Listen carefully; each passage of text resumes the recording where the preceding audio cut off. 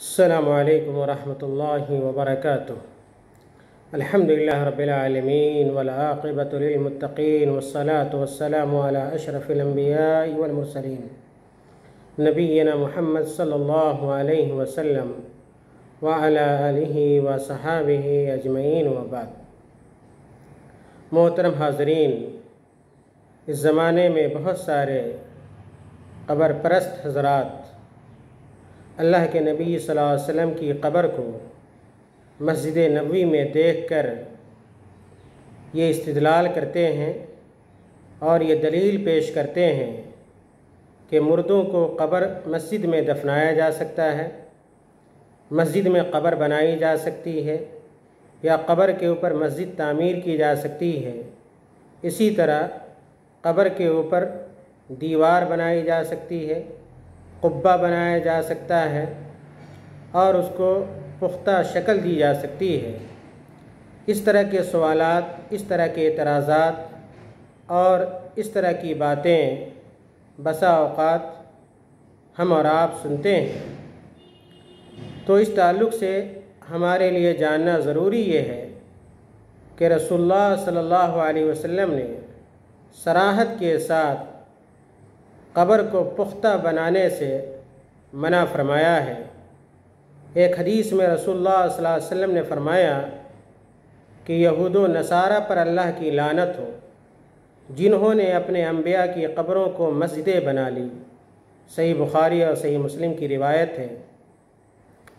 اسی طرح حضرت عائشہ رضی اللہ تعالیٰ عنہ روایت کرتی ہیں کہ ام سلمہ اور ام حبیبہ رضی اللہ عنہما نے رسول اللہ صلی اللہ علیہ وسلم کے سامنے ایک کنیسہ اور اس میں موجود تصویروں کا ذکر کیا جو انہوں نے حبشہ میں دیکھا تھا، تو آپ صلی اللہ علیہ وسلم نے فرمایا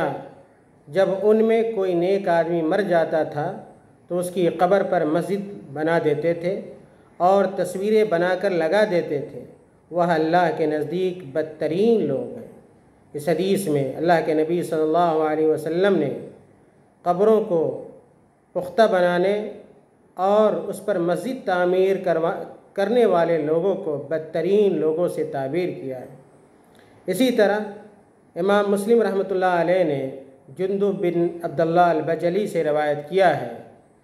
انہوں نے کہا کہ میں نے رسول اللہ صلی اللہ علیہ وسلم کو کہتے ہوئے سنا کہ جندب بن عبداللہ البجلی رضی اللہ تعالیٰ عنہ کہتے ہیں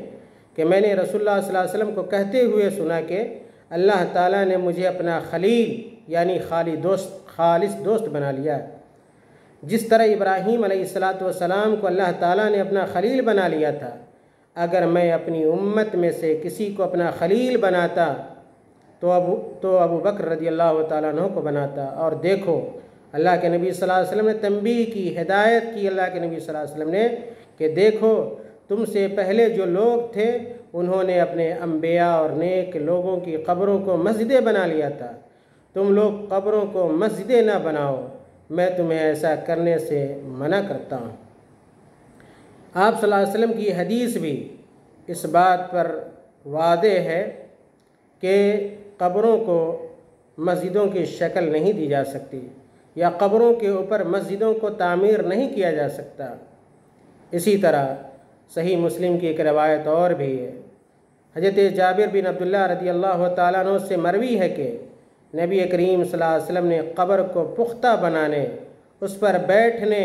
اور اس پر عمارت بنانے سے منع فرمایا ہے۔ محترم سامعین، یہ تمام صحیح حدیثیں اور اس طرح کی دیگر حدیثیں اس بات کا ثبوت ہیں کہ قبروں پر مسجدیں بنانا حرام ہے اور جو ایسا کرتا ہے اس پر اللہ کی لعنت ہوتی ہے۔ اسی طرح اس بات کا بھی ثبوت ہے کہ قبروں پر مکان بنانا، قبے تعمیر کرنا اور پختہ بنانا حرام ہے، اس لیے کہ یہ تمام افعال شرک اور اللہ کے بجائے ان قبروں میں مدفون انسانوں کی عبادت کے اسباب ہیں، جیسا کہ قدیم و جدید زمانوں میں ہوتا آیا ہے۔ اس لیے مسلمانوں پر واجب ہے کہ وہ جہاں کہیں بھی ہوں رسول اللہ صلی اللہ علیہ وسلم کے ممنوع کردہ اعمال سے بچیں اور جو کچھ بہت سے لوگ کر رہے ہیں اس کے دھوکہ میں نہ آئیں۔ حق بات تو مومن کی گمشدہ متاع ہے، جہاں بھی اسے مل جائے وہ اس کی ہے اور حق کا پتہ قرآن و سنت کے ذریعے چلتا ہے۔ لوگ کی رائے اور ان کے اعمال کے ذریعے نہیں، رسول اللہ صلی اللہ علیہ وسلم اور ان کے اصحاب کرام مسجد میں نہیں دفن کیے گئے، بلکہ حضرت عائشہ رضی اللہ تعالی عنہا کے کمرے میں دفن کیے گئے۔ ولید بن عبد الملک کے زمانے خلافت میں جب مسجد نبوی کی توسیع ہوئی تو اس حجرہ کو مسجد میں داخل کر دیا گیا۔ یعنی جو لوگ اس بات سے استدلال کرتے ہیں کہ اللہ کے نبی صلی اللہ علیہ وسلم کی قبر مسجد میں بنی، ان کو یہ سمجھنا چاہیے اور جاننا چاہیے کہ اللہ کے نبی صلی اللہ علیہ وسلم کو مسجد میں دفن نہیں کیا گیا تھا۔ مسجد میں اللہ کے نبی صلی اللہ علیہ وسلم یا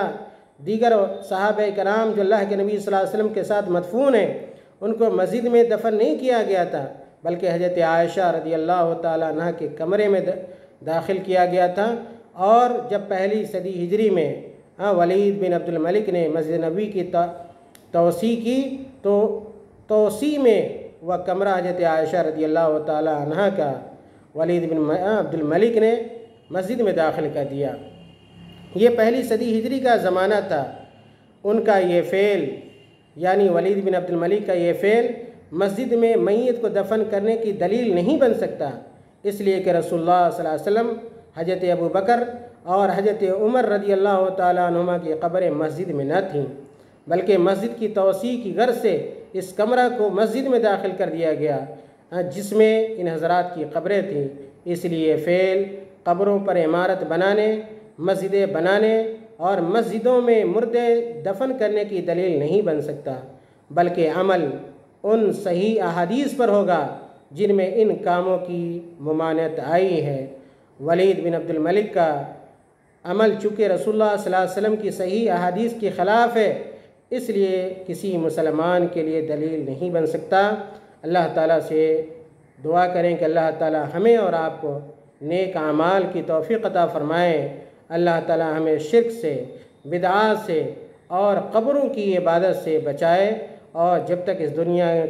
میں زندہ رکھے توحید پر قائم و دائم رکھے، آپ صلی اللہ علیہ وسلم کی سنت پر عمل کرنے کی توفیق عطا فرمائے۔ آمین۔ وآخر دعوانا الحمدللہ رب العالمین، والسلام علیکم ورحمۃ اللہ وبرکاتہ۔